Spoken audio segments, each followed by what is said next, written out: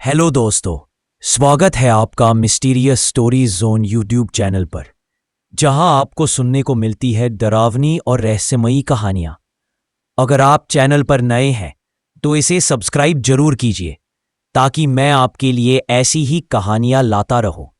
और कमेंट में बताइए कि आपको किस तरह की कहानी सुनना पसंद है। तो देर न करते हुए चलते हैं आज की कहानी की ओर। गोवा के पुराने इलाके में एक समुद्र किनारे हवेली थी, सेंट मारिया विला। बरसों से वह वीरान पड़ी थी, पर उसके आसपास रहने वाले लोग कहते थे कि वहां रात के समय किसी बच्चे के रोने की आवाजें आती हैं। कुछ लोग यह भी कहते थे कि कभी कभी खिड़की में एक सफेद गाउन वाली औरत दिखाई देती है, जिसकी गोद में एक पुरानी गुड़िया होती है। इसी हवेली को हाल ही में अदिति और करण नाम के एक नवविवाहित जोड़े ने किराए पर लिया था। उन्हें लगा यह सब सिर्फ लोक कथाएं हैं। अदिति को एंटीक चीजों का बहुत शौक था और उसने सोचा कि इतनी पुरानी हवेली में जरूर कुछ दिलचस्प वस्तुएं मिलेंगी। एक दिन जब वो तहखाने की सफाई कर रही थी, उसे धूल से ढका हुआ एक पुराना लकड़ी का बक्सा मिला। उस पर अंग्रेजी में लिखा था, do not open, blessing of father Michael.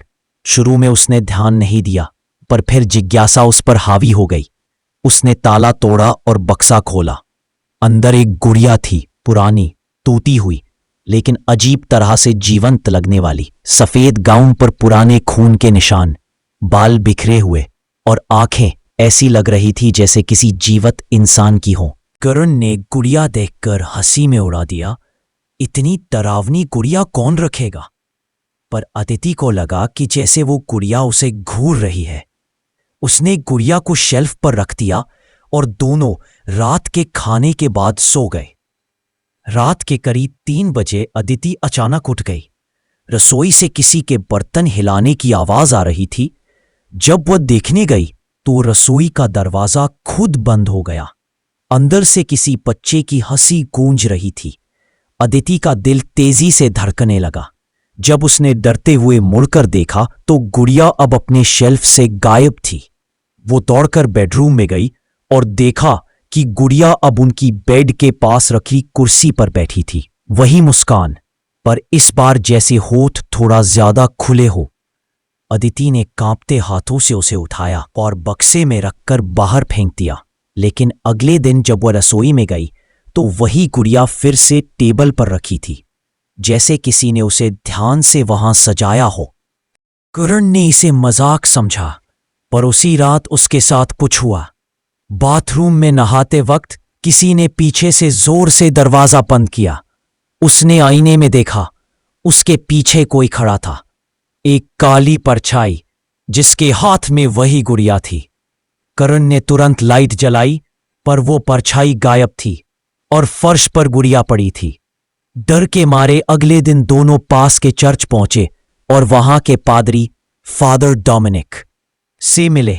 उन्होंने गुड़िया को देखते ही पीछे हटते हुए कहा, इसे यहां मत लाओ। ये वही है जिसे फादर माइकल ने 1959 में सील किया था। इसे समुद्र में बहा दिया गया था ताकि ये आत्मा किसी और को न छू सके, पर किसी ने इसे वापस बाहर निकाल लिया। उन्होंने बताया कि इस गुड़िया के अंदर एक शैतानी आत्मा है, मल्थस, जो किसी जीवित इंसान के डर और दुख से ताकत लेती है अगर उसने तुम्हें छू लिया है। फादर ने गंभीर स्वर में कहा, तो अब वो तुम्हारे साथ जुड़ चुकी है। उससे छुटकारा पाना लगभग असंभव है। रात में हवेली में फिर हलचल शुरू हो गई। दरवाजे अपने आप खुलने लगे, दीवारों पर टंगे क्रॉस उलट गए। अचानक बिजली चली गई। कमरे के बीचों बीच वही गुड़िया खड़ी थी, बिना किसी सहारे के। अदिति डरकर चिल्लाई, पर करण ने जैसे ही उसे छूने की कोशिश की, गुड़िया जमीन पर गिर गई और खुद ब खुद चलने लगी। उसकी हंसी पूरे कमरे में गूंज रही थी। Mommy, I missed you. Aditi बेहोश हो गई। जब वो होश में आई तो उसकी गर्दन और हाथों पर अजीब नीले निशान थे, जैसे किसी ने जोर से पकड़ लिया हो। अगले कुछ दिनों में उसकी हालत और बिगड़ने लगी। रात को वो नींद में बोलती, he is here, he wants the child. Karan डर गया। उसने फादर डोमिनिक को बुलाया उन्होंने हवेली में एक्सोर्सिज्म शुरू किया। पूरी हवेली कांप रही थी, खिड़कियां खुद खुल बंद हो रही थी और दीवारों पर लगे क्रॉस गिर रहे थे। फादर डोमिनिक ने ऊंची आवाज में प्रार्थना पढ़ी, in the name of the Holi spirit leave her. तभी अदिति का शरीर हवा में उठा और उसके चारों ओर अंधेरा फैल गया। गुड़िया जमीन पर गिरकर जलने लगी। कमरे में गूंजा, यू कैन सेव हर। कुछ पलों बाद सब शांत हो गया। गुड़िया राख बन चुकी थी और अदिति जमीन पर पड़ी थी, बेहोश लेकिन जिंदा। फादर डोमिनिक ने राहत की सांस ली और कहा, अब सब खत्म हो गया। लेकिन बुराई कभी खत्म नहीं होती। कुछ हफ्तों बाद करण अदिति को लेकर मुंबई चला गया। सब कुछ सामान्य लग रहा था, पर एक रात करण उठा तो देखा कि अदिति आईने के सामने बैठी थी, बाल सुलझा रही थी। उसके बालों में लाल रिबन बंधा था, वही जो उस गुड़िया के सिर पर था। करण के कदम ठिठक गए। उसने डरते हुए पूछा, ये रिबन कहां से आया?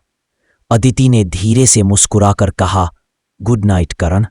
उसकी आवाज दो परतों में गूंज रही थी, एक अदिति की और एक किसी और की। वो आवाज थी एनाबेल की।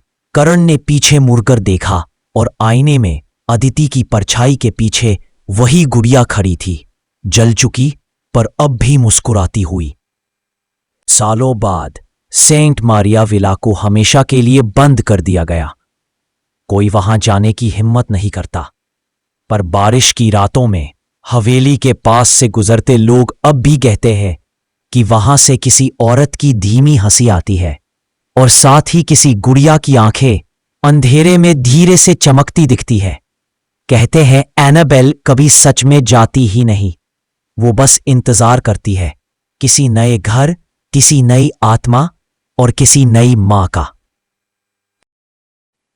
तो दोस्तों, अगर आपको ये कहानी अच्छी लगी हो, इस चैनल को सब्सक्राइब करिए ताकि मैं आपके लिए और भी अच्छी कहानियां ला सकूं।